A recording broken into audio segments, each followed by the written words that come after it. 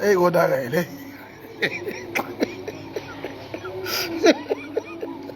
Hey yazi ayiphethe hayi. Lelize liyahlekisa.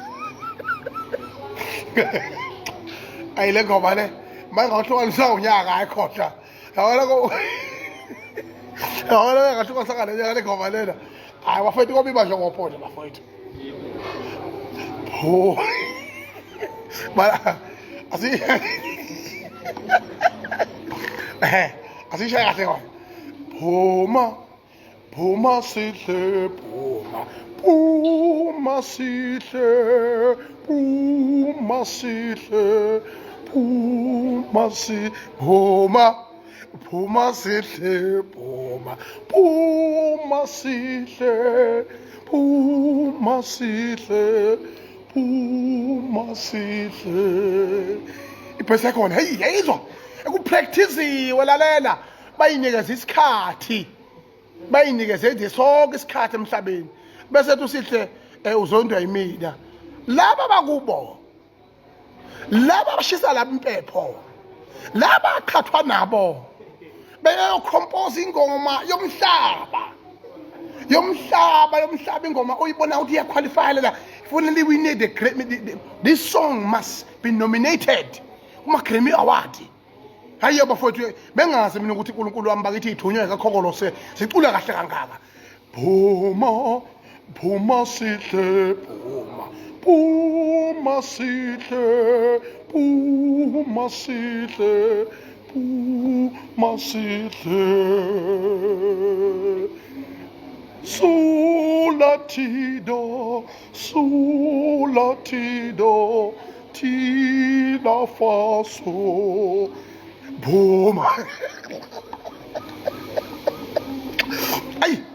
Ayi nganza kwethu awunibekelela ungizwe umlando kaMchunu uNtombi asemdabula ngasamqoma ngoba simthanda evuma evunyekole esemelika ngoba ngisho Obama uyivumile umthatho obalala insizwa ngeke saningena izweni mfana ukhadla kozami into yakwazi ukuvika umongameli wamabhinqa lo anibingelela njengamanje eke ungizwe umlando odaba ngaphansi ekadla amahlathi amnyama insizwa engahlehli insizwa engasabi lutho insizwa eyakhuliswa kahle yeqhathwa yafunda inkane yafunda nenhlonipho kodwa hayi khona ungadlaleli isibayini sawubaba omkhulu uzokuthola lokhu okwathola uSamuel mhlazana ebhekede amaseyo njengamanje ke ngiNingizimu Afrika njengoba ngithembisile ukuthi bengithembise ukuthi ngizokhuluma ngesonto kodwa cha ngase ngiphazamiseka nje kancane ngase ngithi cha namhlanje ke sebeqede konke tatazela abakwenzileyo kuleli izwe angikhulume khuluma umongameli wenu ke njengamanje ngithi Ningizimu Afrika mabhinqa wonkana zinhlanga ezahlukahlukene kuleli likaMthaniya kanye neseNingizimu Afrika ezaholi uyanithanda umongameli wenu uyanithanda ungizwe uyanithanda umlando wakwaMchunu. Phuma sihle phuma sihle phuma sihle. Ayinkosi yengoma le bafowethu ayinkosi yengoma njengamanje ngithi chaba kwethu ngaphandle kokungahlonizi naphandle kokunanaza ngithi angikwazi ukuthi nginganibongi abantu baseNingizimu Afrika nginganibongi abantu bakwaZulu Natal ukuthi ke ningabantwana abalalelayo uma kunesikhala esithize niyalalela futhi uma kukhona into efanele yenzeke edinga izandla zenu niyathinta nenze isiqiniseko sokuthi neyilungisa neyiguqula leyo nto njengamanje angikwazi ukungayibetha ingqondo cela wonke umuntu okhona eNingizimu Afrika njengamanje ashaye ihloko.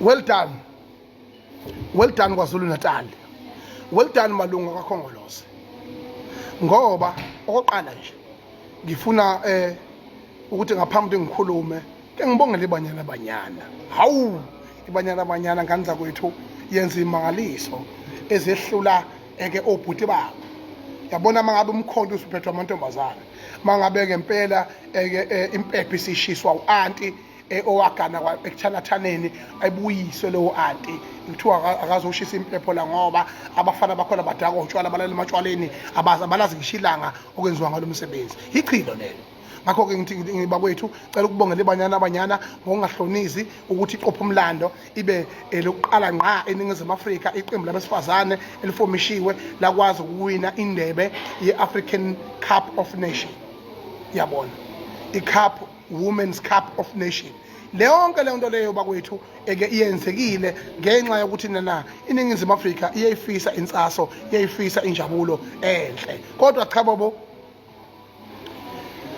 ningamsoli bakwethu umfokaduma bakwethu akasawu shame bakwethu bene stress ayidlale yathi leyana. Kwale ntshebe niyibone ilengisile ngisazoyigunda akudlalwa la. Olokathe nje bafana akaze kona ngoba phela yena into ayifisayo nenhle bafana. Yabona ke uboda ke cha bekuyibanyana mfokaduma bekuyibanyana kuyiyona ngempela ke eqobe ehlula ke eMorocco. Kanza kwethu siyabonga kakhulu, sifisela okuhle, sibonga kakhulu nabalandeli bonke bebhola likanobhutshuzwayo nebesport abakwazi ukuyamukela namhlanje e-OR Tambo International Airport. Konke lokho kukhombisa khona ukuthi siyizwe elihlangene, siyizwe lithandayo into enhle, siphoxwa yibo abaholi bethu uma bengasakwazi ukuyeseka into enhle. Lokho kukodwa nje ngithi umuntu esifazane eNingizimu Afrika makaziqhenye egameni lebanyabanyana. Okwenziwe ibanyabanyana siyathemba ukuthi kuzokwenziwa namaqembu ahlukahlukene ezepolitiki eNingizimu Afrika nasemkhakheni ahlukahlukene ukuthi umuntu esifazane akalona ubala, umuntu esifazane uyinto enkulu, bakwazi ukufaka ekhundleni. Ngelinye ilanga kisibe naye wesifazane omongameli kuleli izwe. Siphinde sibonga nesekela jaji likazwe lonke jikelele umama okade eheda iSupreme Court lapha eWestern Cape umama Mayo, yes. Ujaji lona ke okuyena impela washikilisa zonke izikhulu lapha enza ama-interviews even ngisho aka-judge president. Osho ukuthi ke cha uRamaphosa usene choice yakhe lena ayingcengela kuyona ukuthi ingandundulula amaqiniso ngaye ukuze aboshwe akwazi ukuphatha isikhashanyana kufika la efela khona abizwe ngevaka ngoba he will never be called a hero, never. He's a sellout. He's a person who never thought about any black skin, who always think white, but he's remained black.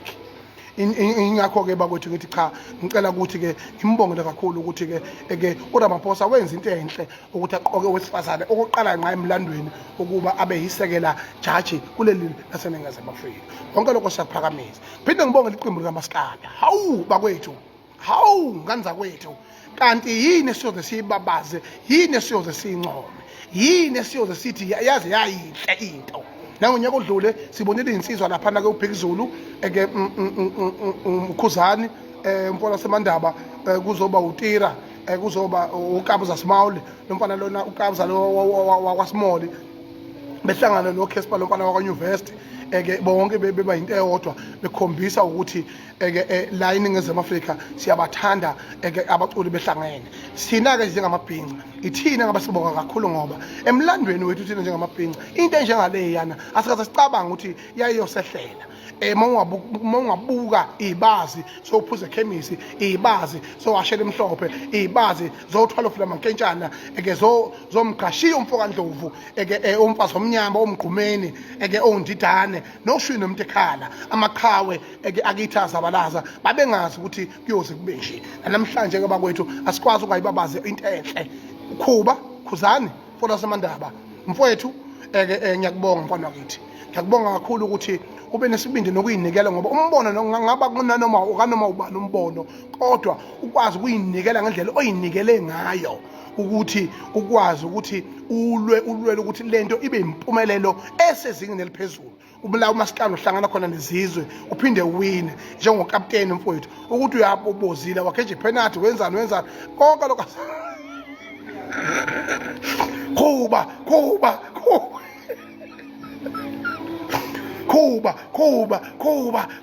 Kuba so sonke sisho njalo sithi Kuba mfowethu uluhola ilivio lokaMaskandi ngempumelelo mfowethu. Nawe kufanele wazi mfowethu ukuthi masigxeka entweni esuke wenza iphutha kuyona nesisuke sisola kuyona kule ngokungananazi nokungangabazi kwenze kahle mntakampungose ekwenze kahle ke emntakamangema kwenze kahle ekekhuba ekemfowethu uNkulunkulu akubusise nabakeni bakubheka bakuthande ngento enhle oyenzele umaskandi ulihola iviyo nokuhlangana kwathi insizwa kwazi ofika ngisho isikhova ngomnyama ngoba ayikwazi ukuhamba kukhanya le yanto yabhabhaza ngomnyama konke lokho kuyisign enhle yokuthi abantu babumbene bakwethu ngiphinde ke yonke lento yenzeka futhi ngenxa yensizwe ezimbili yabona uBhikizulu usijaba bafowethu amanxusa ethu ahamba ayithi neyithi usijaba uyithina uBhikizulu uyithina kodwa lezi insizwa zakwazi ukuhamba zaba yithi zayoba yithi ezizweni ko KKK ko Skaba Small yonke le yanto lena ecula lomculo esingawazi amapiano umlando umlando ayikhalo umlando ngazi lokho nje kodwa into ebalulekileke ile yokuthi nganza kwethu ngokungahlonizi asikekho wayazi ukuthi umaskandi uyofika kuleli simo la sirapha khona ama shoulders no AKA Casper Nyuvesi sibuka imitsintsi la yabe ejulukile beconsa umjuluko begijiniswa amabhinqa nganza kwethu yazi into ebeyenza izolo yazi yayinhle bafowethu sengathi le yanto lena nohulumeni angayifakela ihlo nangonyaka odlule ngasho namhlanje ngiyaphinda into enhle iyanconywa wena kithi eNingizimu Afrika amandla omuntu awazidliwa siyabonga kanza kwethu kuhla konke lokho asiye phambili injalo nje phuma sihle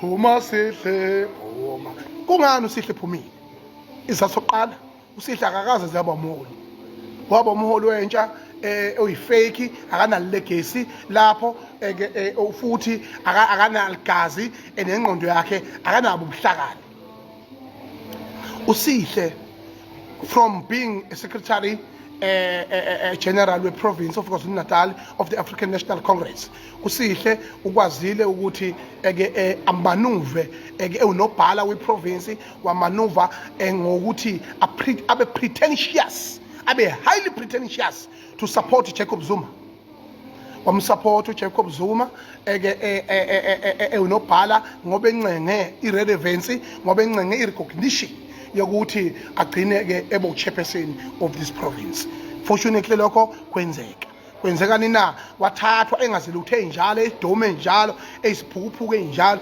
wazofakwa wazoba economic development MEC in the province. That was an insult to the entire cabinet. That was an insult to the entire provincial legislature, where you just pick up someone who's dumb as he is and then bese umfaka nje uzothi akazoba undunankulu.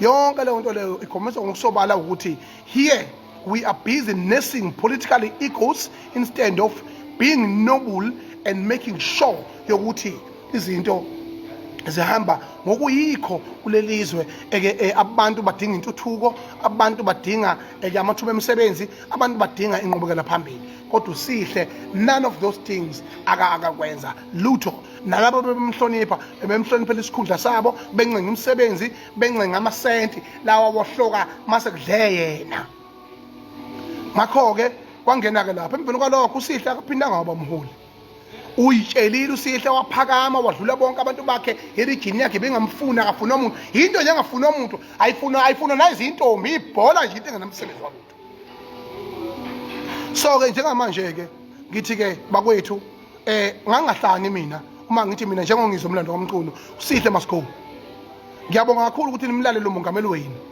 KwaZulu-Natal nimalunga kakhongolose nikwazi ukuthi ningilalele nami njengomongameli omabhinqa ngoba makuleli sifundazwe nje noma kuleli izwe laseNingizimu Afrika uyibhinqa ukwazisa ukuba uma-Afrika nakanjani I'm your president nakanjani ke ngisho njalo ngithi mina kusihleke izathu sokuthi ahambe uignore upresident Zuma enganginabo kanye noMdumiseni enkandla silaphana ngelanga uZuma ezoboshwa ngelanga uZuma kuzoba ne-event ngakusasa ezoboshwa ngolwesithathu that was on Saturday abafica bobabili noMdumiseni I'm telling you izinto manje ezinye engakazisho engizazozisho njengoba kuphela unyaka mina ngibhejele.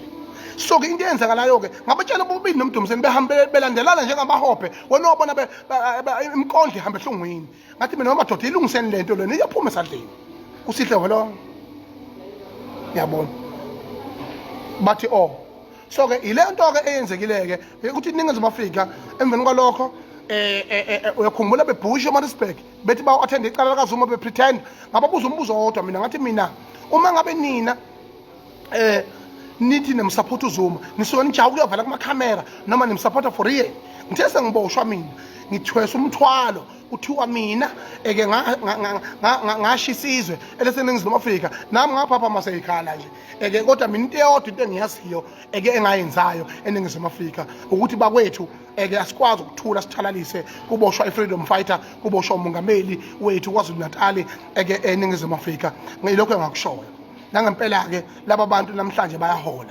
ngiyajabula kakhulu ukuthi nani niyayibona lento yokuthi laba bantu bona usihle zikalala umdumseni icala lakhe umdumseni unabo ubuholi angifuni ngiqama amanga kuyena umuntu ongamlahla ngempela usihle cha into yokuthathwa nje iphoso kubhini eke iflashwe yabona adlala amasente lawa nawo uNkulunkulu wami nemali ezayifihlile ezinye ngoba sezwe ukuthi kuba nje ofomile lwagijima ishushumbise ezinye kulungileke akusinankinga kana lokho Nkosi yami shame bye sihle bye uma sihle into eyenzakalayo ke uMdumseni unabo ubuholi ngisho ukhuluma naye nje unayo indawanyana yokuba umholi kodwa icala lakhe linye ube submissive engqweleni yakhe kubalekile umhloniphe umphathi wakho umhloniphe ingqwele yakho kodwa ungayihloniphi nize niyongena naye emgodini namhlanje uMdumseni usemgodini uMdumseni usemgodini ngenxa yokuthi eke walalela kakhulu eke usihle noma esebheda nama branches ANC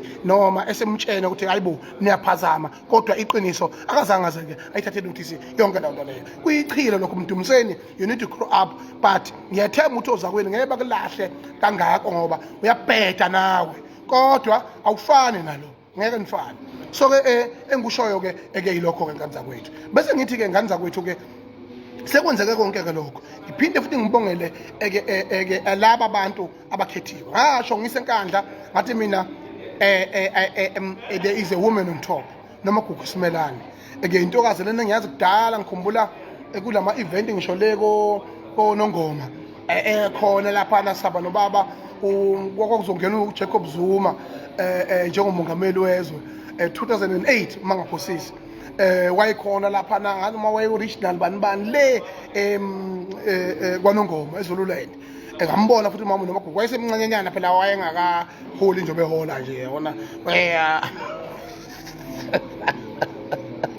ya wayengakabi ku comfort zone yabo so ke sama nobaba uzwela Mkhize ngaleso sikhathi leso ngikhumbula kahle konke lokho kwenzeka ngicabanga ukuthi ubaba uzwela Mkhize he was an MEC of Economic Development was the finance minister MEC ngaleso sikhathi mangaphusisi ke izinto enjengalezo ezenzeka ukukhombisa ukuthi abaholi bolaba abakhona vele kuma structures kakhongolose that has been there but nensizwa lena uDuma ngikhumbula kahle eyusihlalo kutransport usihlalo futhi naku usihlalo wehlalo la eParliament ebeyicindezela insizwa lena eyikade iphethe youth league khona lapha esifundazweni beyicindezela intshebe lena kodwa ayakwazi ukuthi nayo ibekezele kuze kufike isikhathi sisifikile ngesikhathi sayo insizwa ke lezi ezinye ephethe nazo ke nalabo abanye umtolo laba othi bayifaka isigqoko ungamboni noma owesilisa noma owesifazane bengithi mina there is a woman on top there is second women there kanti cha hayi umfoka mtolo ya siyasho sibhaqa manje madoda senikhona ke la kuthina siyasha ke sibhaqa manje nalo mpungaza ngisho amadevu untuthuko lo waseNewcastle sanibonke lensizo zakithi insizwa sencane ke mina nje into engiyinqoma kakhulu is a young blood is taking over in the province ka ANC iphethe isifunda saKwaZulu Natal kodwa futhi nama challenges amani kakhulu ngithi Duma mfowethu okwenzile wazi wakhulumela ngisho inunu le ukuthi kwazi ukukhuluma laphana ngoba vele umuntu akashaba eselele phansi ndadala yakudla icala kwaZulu akashaba umuntu eselele phansi ngiyoba ngishilo ukuthi sihle nawe nje obulele phansi nje ungaloko ukuthi uphamusa ikhanda ke act ngathi ufile futhi bangalokothi bekuthatha bethi bakusa phezulu lapha wena ufanele ube yilegend nje uNkulunkulu wami ube yiformer premier nje hlikihla babheke lapha lu secondary phakamise izandla kuphela nje ayikho into eyiyona bokucabangele bakuphosa la bakuphosa khona because isigqwagqwa onaso sifana nsene sikasenzo Mchunu because silast khona njengamanje ngoba usenzo Mchunu ubheka icele the misled the province of KwaZulu-Natal bawokhethisa umongameli wrong ngeqecebala babehamba nalo benesidina nesigqwagqwa benjalo and then kwanakala i-country yonke usenzo Mchunu ubheka icele ningayiphindi into lento kasihlezekala ningayiphindi ekutheni nithathele umuntu nimthembe ukuthi nimusa phezulu akaqualify ngisho ukuba phezulu ngisho ukuba ikhansela nje lona ngisho ukuba PR nje ngisho ukuba iprefect esikoleni akaqualify akahlala ekhaya please stay at home sihlezekala you are nothing bese kuzothi ke la ekuthenini ke ubheka icele kanye no sihlezeke no senzo Mchunu usenzo Mchunu ngifuna ukusho eNingizimu Afrika owakithi ngasibona kodwa inzondo anayo ayibhekisa kumina uyafana nomuntu wangibulala ngakho ke nami angimfisele kuhle nesigcwagco nesidine njalo wakwazi uqamba amanga ngami kwi-entire cabinet benobheka icele because ubheka icele umongameli ngitshela imfihlo namhlanje ngizolikhela phezulu umongameli ezengayi Phoenix kuthe kunomhlangano e-airport kukhona umuntu osiviwe necabinet le yayithunyelwe ukuthi izobhekana nedisaster eyenzeka kwaZulu ubheka icele has misled umongameli wathi akangalibeke Phoenix yobajika ePrecinct ngoba ungizwe Mchunu that is on record and nginofakazi baleyo nto leyo ungizwe Mchunu umqashela inkaba uyithathe hostela wahamba nazo njalo waze wayofihla ePhoenix ngakho kumongameli angalibeki lapho so one day mongameli you must call me and ask me I will tell I'll display that evidence and tell you ukuthi obani abayishola ngendlela futhi bayayazi abanani nabo airport lento bayayazi ngisho usenzo Mchunu uyena futhi owathi uzuma kanabalandeli uzuma uqoqe nje ihlobo nabangani bakhe ukuthi bammobilize ngoba siyalamba wathi thina lento siyenza usenziswa indlala wazi wathi mina uyangazi hayi ngiyakwazi lona wakithi is nothing is just hungry and hype Zuma is paying him diesel so that he can fuck up the province nizoncenga bheka icele nawe senzo nizoncenga ikhundla ngamagama ethu I'm disappointed. Ubaba lona engihlonipha kakhulu oyibhamuza elimaxhofoxhofo. Ubaba lo uBlenzimani I'm disappointed in you. Uthi umdala ungaka baba wawungamemezela during the 100 years of SACP. Uzothi mina I'm sponsored by the Western countries to destroy the country that I loved. I'm disappointed in you. That is a disgrace. Akaze ngibabona abahola abangaka abakudala kangaka abahobaba kithi abanamanga njengawenu abakwazi ukubulalisa ingane engangabe beyizala bayibulalise ifiphila. That is an insult to the entire society. It's an insult to the generation of now, to the forefathers, to the fallen heroes, to the future generation. It is an insult. You from the first place, the leadership that you are, you didn't deserve to be in charge at all. I'm disappointed in you. Santileleke uba nangibulala nje uba nanihlela ngabe yonke lento ayiphuma kuningi ngisazophuma kuningi ne-evidence enginayo ngani ngoba ningibophela amala ukhona umuntu owayazi ukuthi kuyokwenzeka i-disaster engaka eSouth Africa uma idlozi kamsholozi lalikhuluma linyakaza amadlozi ophikika kaseme amadlozi olanga libalele amadlozi ezwe laseNingizimu Afrika nawo shaka kasenza ngakhona nawo ocetshwayo kampande ekhuluma enyakaza kwakufanele kube njani sekufanele lo mthwalo ungizwe kuyicala lokho khala ubusuku nemini mina ngibhekene namacala engingawazi yikho ke kunje kusasa nithinina asimaze nje hayi akahlonipha kanjani the respect is end umhlonipha kanjani you are calling yourself honorable ban you are doing nothing honorable bheka icala ungihubhisa kwenyamazane What mina, I'm calling myself a president, going out there addressing the nation. Addressing the nation. Kodwa when you are there elected, ukhoshela mina ngevote lami, kunjani makunje? Zikhala kuweke manje. Zikhala kuweke manje. You are nothing bhekecele. And in the next cabinet you are no more there. Hambe yolusa inkomo zakini lepo shefting. Uhlukane nokubusa ngoba ukwazi. You are nothing bhekecele. I don't fear you. I don't fear jail. I don't fear death. Because you have killed me a long time ago. I don't fear you, Senzo Mchunu. Ne batho nalo. Hamba uqama manga wasemachunwini. Uyazazi izinto engizaziyo ngawo Senzo. Uyazazi izinto kanganani? Ngoba mina ngiyena umfazi ngeke ngikhulume. Ngangiyena umfazi ngeke ngikhulume mina. Kodwa wena ukwazi ukuyoncenga ngamsebenzi kulezi njalo lezi nisebenza nazo. Uncenga ngegama lami. Uncenga ukuthi mina ngicindezelwe mina. You are using the state power and you are using the political power to be against me. Shame on you. Ngishidlo zoba bomkhulu lokuphendukela as it's happening right now. Ziyakhala. Kunjalo nje. Angakukho futhi okunye engizokusho. Ngithi Duma mfowethu. Wazwa indoda. Sibonisa umfoko Duma ngiyakwazi. Wazwa indoda ngani yakwethu. Akwazi ukushashazela. Umdala uyahlonishwa kwaZulu, umholi uyahlonishwa kwaZulu, ikakhulukazi bozo uhlanganene naye. Futhi akwesibili umuntu akafi kabili. Akashaya umuntu iselele phansi. Wazwa indoda Duma wamkhuzela umongameli. Kodwa umhlaba obonile ukuthi akadingakali. Awukwazi ukuhlula umuntu kabili. Selimhlulile vele. Siyacela ke mfowethu, ngicela ukuxwayisa nje, ngikubongele, nginikeze sithi sicela ukunikeza ithuba njenge administration yakho. Into yokuqala fanele ke bakungenza kwethu sinibongele ngokungananazi nokungahlonisi sengathi ngaba impumelelo yonke izifiso zenu ezinhle nicabangela abantu bakwaZulu-Natal. Ngithi mfoko Duma ngicela ungilalelisise kahle. Uma umholi udla amathambo, uma umholi udla mva njengenja, hayi uthi uthatha izithebe zihlale kuwe. Izithebe ziya emphakathini, izithebe ziya kubantu, umholi uyalalela. Umholi ulalela zalalele ngisho intuthwane, uyihluphe. Ngiyacela ndoda amadoda. Usemncane kakhulu. Don't embarrass and disappoint our generation. Siyacela mntaka baba. Because we want young leaders to be in charge, as I'm in charge of the entire nation. I am the fearless leader who fears nothing. Kodwa ngiyacela mntaka baba. Bahole bonke labo baholayo nenze iqinisekiso sokuthi iKwaZulu-Natal iyathuthuka ngoba nenonyaka odwa vo nenza lokho. Ngale kwalokho ufuna nazi ukuthi inselele nibheke nazo siyabangalisa.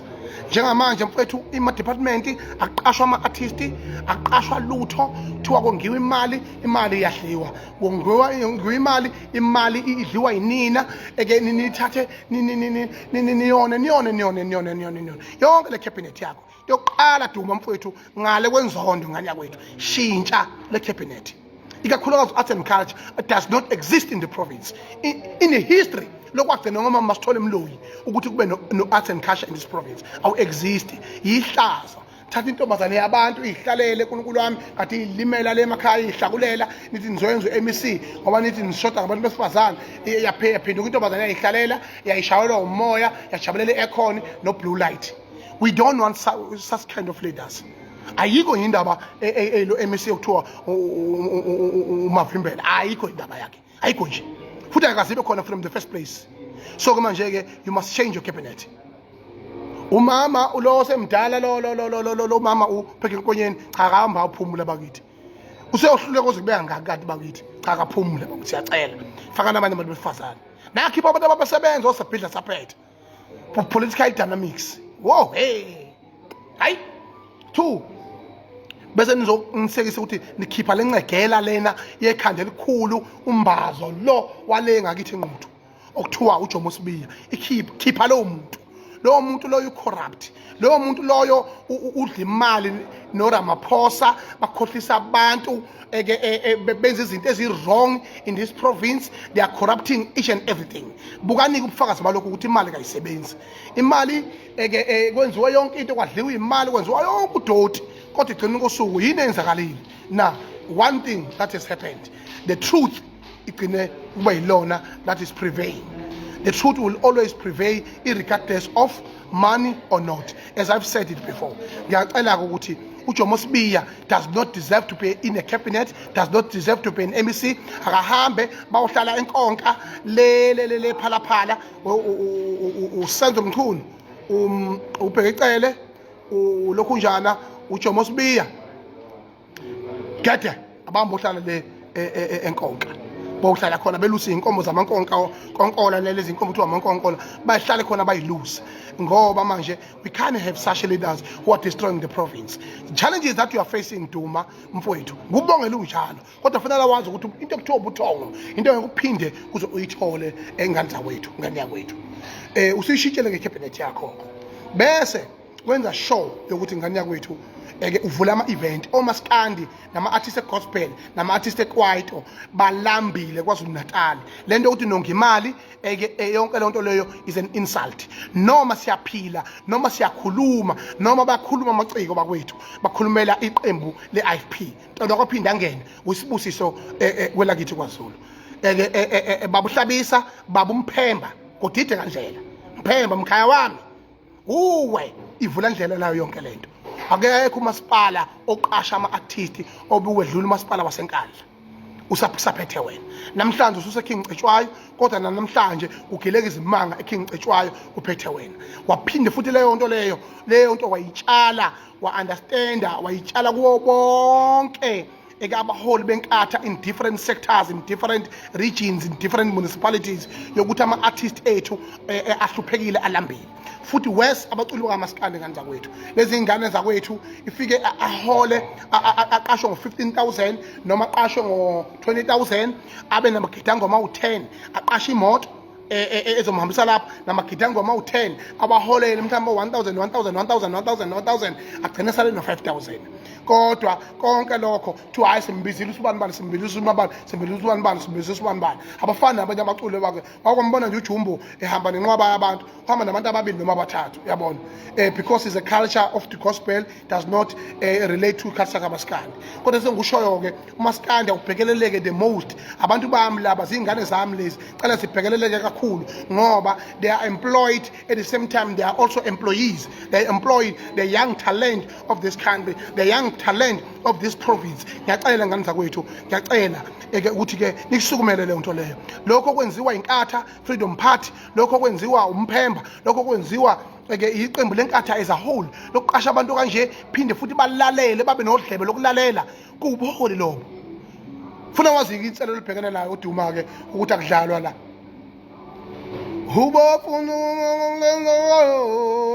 hey simi ngomlenze owodwa isifundazwe Duma funa ukwazi lokho unzima you are got the biggest challenge inkatha is here funa ukwazi lokho akudlalwa manje yabo and they are doing wonderful ngapha nenothi nokimali niqala ukuyiphathela inhlelo abasakazi belamba benje angisayibali mina uNkulunkulu bangisaphatha inhlelo kulwami sengomongameli mina mangifikile ngiyabingelela nje yabo angikwazi lokuthi mina are ready for bani cha ngisakwenza lokho yabo kodwa manje bonke ke labo ready for bani ontshatha awushembe uNkulunkulu abontshatha bakithi wathali tjatha khotho bakithi ngicela one voucher nje espa lento ekuthiwa wamassage abakithi ayithumelele ukhathithi ayathola ispa massage shembe ijulukile ingane yabantu ijulukile ingane kaMadumbisa abakithi yajuluka ingane kaMadumbisa eGoli bakithi shembe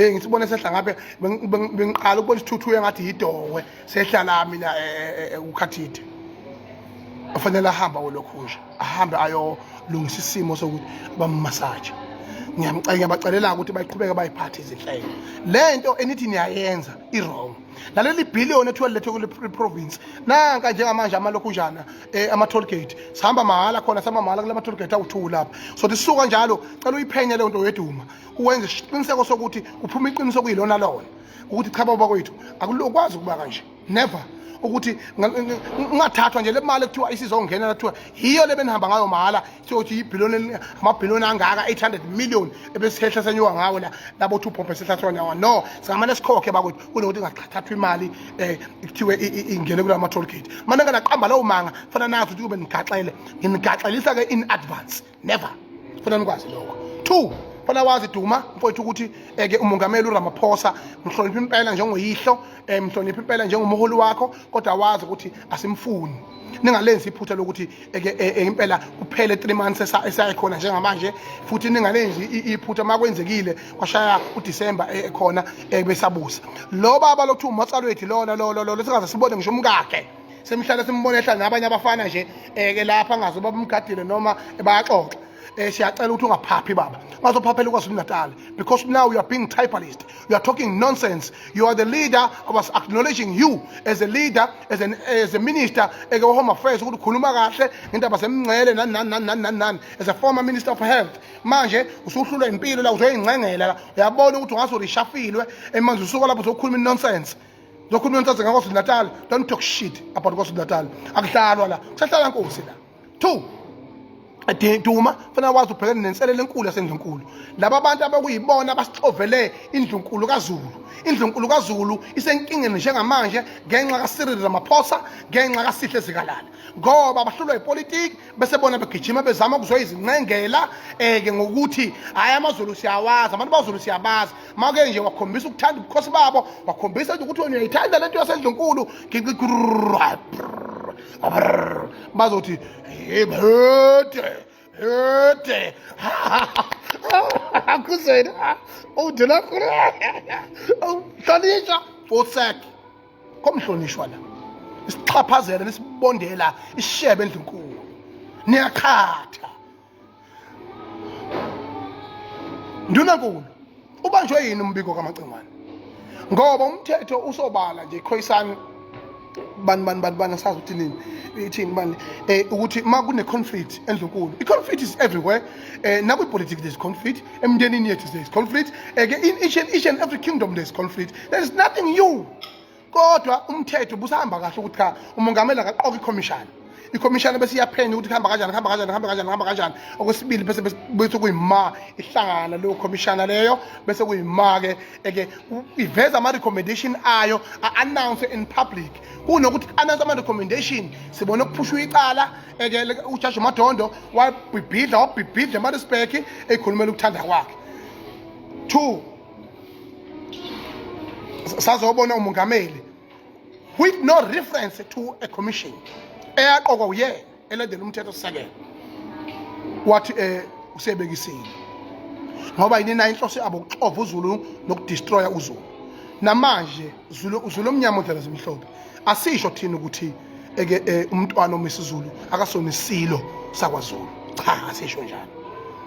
Ayikho neyodwa ingonyama ingane zesilo ezengonyama esizondayo lesingayifisela okuhle.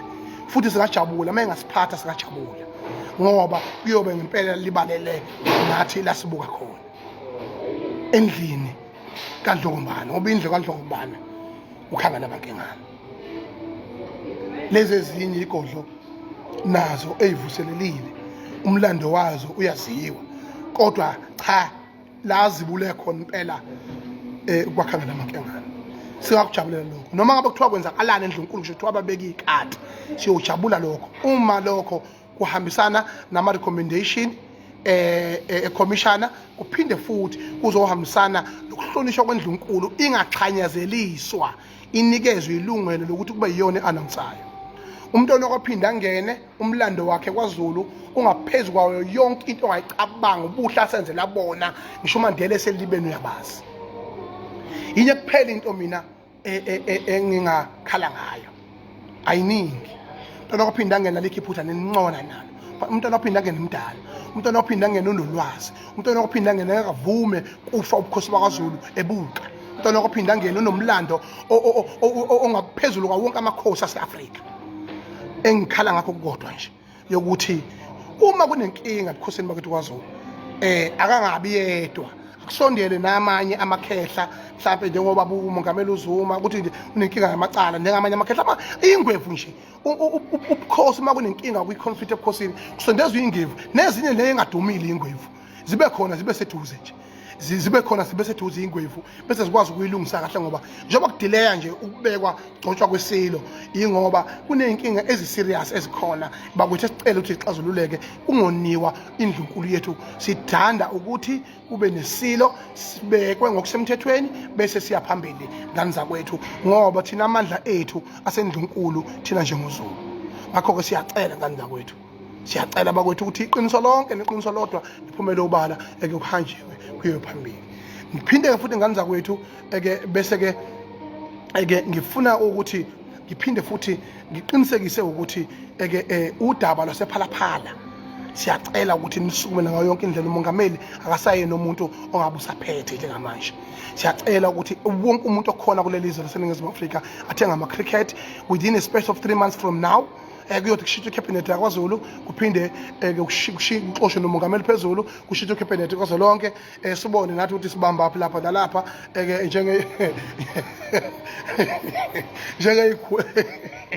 njengeyikhule khona eyikwaziyo ukusebenzela ke umphakathi lokho kuzokwazi ukuthi kusize nje kakhulu uRamaphosa ngokungangabazeki akahambe into kwesibili futhi ngicela bokubonga kakhulu einganeni zami omcineka noGay ubapholobo mfokangcobo ukuthi bangilalelile konke ngakusho mabhinqa emlandweni ukukhomplela kwami ngempucuzeko bakwazi ukuthi bakulungise noma bengakuphelelisiile kodwa ke angikwazi ukubaphoqa kuloko kodwa abakulungise siyabafisela kokuhle ngiyathemba ke mcine ukuthi abaculeni bakhokhele futhi okwesibili nibadepositile ukuthi bakwazi ukupractice kahle yonke into ihambe kahle niba allocated ikhadi zabo ke sibe professional nje nathi this time yonke into ihambe kahle kakhulu ngiphinde futhi ngifisele isikhova ukuthi ngizwile ukuthi sithola ingqayizi vele ethuba ukuthi siyalapha ke eUnited Kingdom siyalapha sama namaciko amaningi kakhulu atronishwayo eNingizimu Afrika ukuthi uhambe kahle isikhova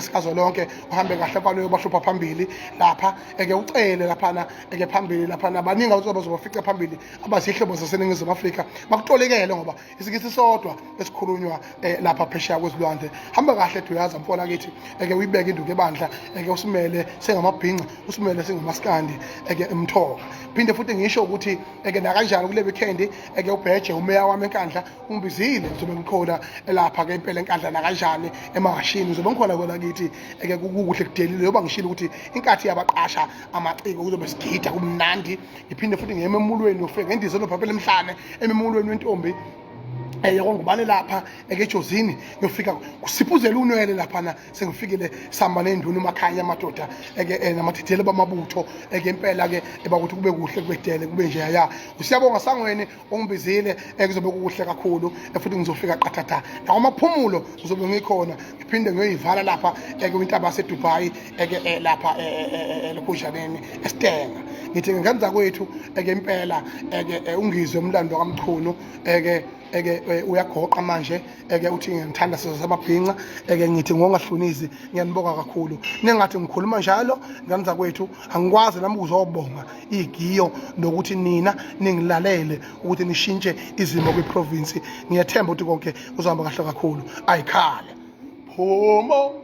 phuma sihle phuma